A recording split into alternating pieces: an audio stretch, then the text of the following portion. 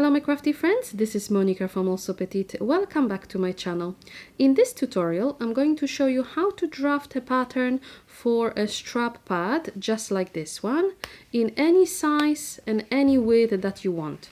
So depending on the width of your strap, you may want to create slightly narrower or slightly wider strap pad so it is more comfortable to wear. I'm going to show you how to draft the main body of your strap pad and those top wings. My favorite feature of this strap pad is the ability to open it wide and then place my strap inside.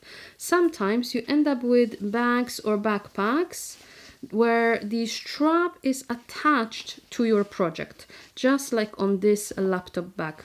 So there isn't really a way to fit the strap through the tunnel if there wasn't any closure. So in this situation, I can simply open my strap pad, place my strap inside, and then close it just like that. So if you want to learn how to draft your own pattern, then keep on watching. Before you start drafting your own pattern, you'll need to decide how wide and how tall or how long you want your strap pad to be. The width of your strap pad mainly depends on the size, on the width of your strap. So here I have 3 different sizes. So depending if I was going to make this strap or this strap, my strap pad would be either narrower or wider. I can make one generic pattern to fit all those 3 sizes if I wanted to, but it means that if I was going to use the narrower strap, there will be a lot of empty space and that may not be comfortable. So I prefer to create different patterns for different straps. For the purpose of this lesson, let's imagine we want to make a strap pad for this webbing. So first you need to take a ruler and measure the width.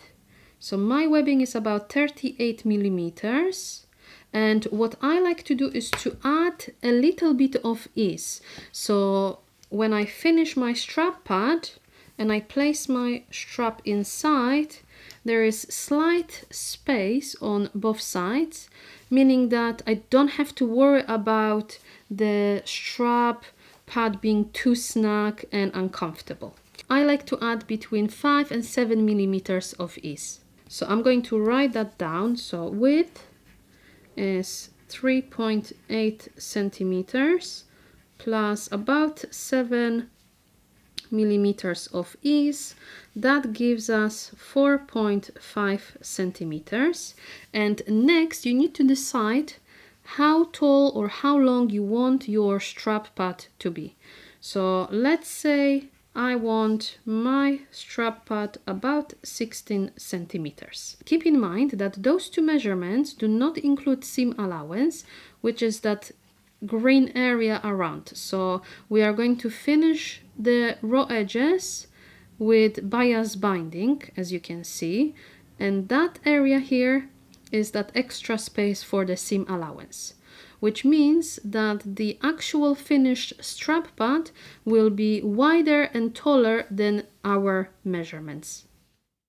Now you know the measurements of your strap pad, then take a ruler and simply draw a rectangle. Then you can draw lines in the center. Now we can add some shaping to our strap pad. And what I like to do is to simply round those corners. So if you have a curved ruler, you can use your ruler. Otherwise, find a round object in your house and you can place it at the corner and simply trace the outline. Or like me, use a compass. Now we're going to draw the shape of the top wing and mark the placement of those 2 snaps. So as you can see here, I have my wings slightly angled and I also curved those corners. So if you want, you can follow along, otherwise just simply draw a rectangle. Keep in mind that snaps are located somewhere along that center line, so you want to draw your wing slightly beyond that center line. You want to make sure those two wings overlap. So what I typically do is to take a ruler and draw a parallel line to that center line. So in this situation, I'm going to measure about 1 centimeter and draw a parallel line. Don't go too close to the edge because remember, there is seam allowance. We will still need to add seam allowance. Now we're going to draw the shaping of our wing. So I typically measure about 2 centimeters from the side and draw parallel line. So again, I'm going to just draw a line like this on both sides. And since I want to make my sides slightly angled, I'm going to measure about 5 millimeters from this corner, make a little notch, and then connect that notch with the top corner, just like that. Do that on the other side as well. If you want, you can leave those corners as they are. Otherwise, again, take a round object or curved ruler and curve those corners. So I'm just going to do it by hand this time and just draw a slight curve, just like that. And lastly, we need to mark the placement of the snaps. So let's say I want the snap to be somewhere here. So I'm just going to make a little cross. So I need to measure it now so I can mark it on the other side as well, so it is nice and symmetrical. So for me, this is about 3.7 centimeters. This is only a draft, a blueprint of our strap pad. Next, we're going to create individual pattern pieces and add seam allowance. To do that, you'll need a tracing paper or other paper that you can easily see through, such as baking paper. And what I like to do is to take masking tape and just stick that so those two pieces will not shift. Here we go. Then you're going to trace two pattern pieces. First, we're going to trace the main body and then we're going to trace the wing. So take a ruler and simply trace the outline of your strap pad.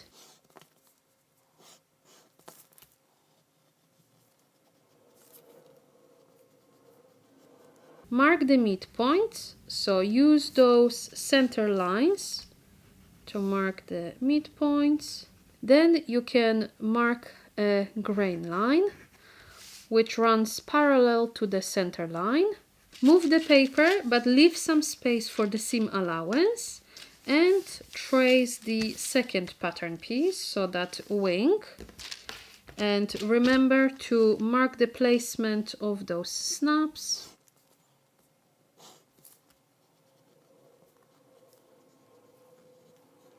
You want to make sure you have your midpoints marked and mark your grain line.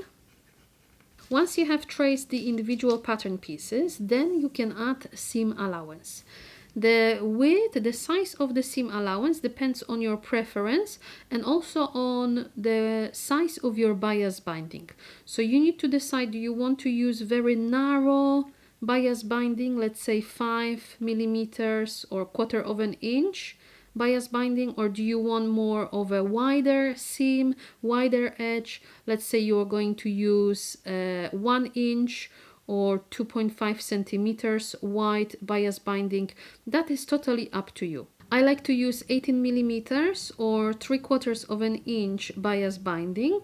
So I'm going to add 7 millimeters seam allowance around those two pieces. So what I like to do is to take a ruler, and wherever I have straight lines, I'm going to simply measure 7 millimeters and draw parallel lines along each side. And then around the corners, what you want to do is to keep that line on your ruler along the curve. So you're going to pivot your ruler every 2-3 millimeters and draw tiny lines. So you want to always make sure that the line is parallel, is on top of your line that you previously marked on your paper, and simply make a tiny lines along and slowly pivot your ruler. This will give you a nice neat seam.